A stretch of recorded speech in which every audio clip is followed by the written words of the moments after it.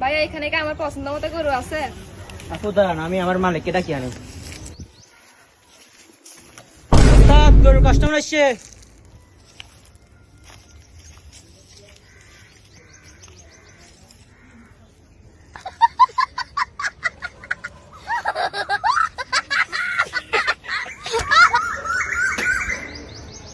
তুই অন্ডিলে গরু সর দে।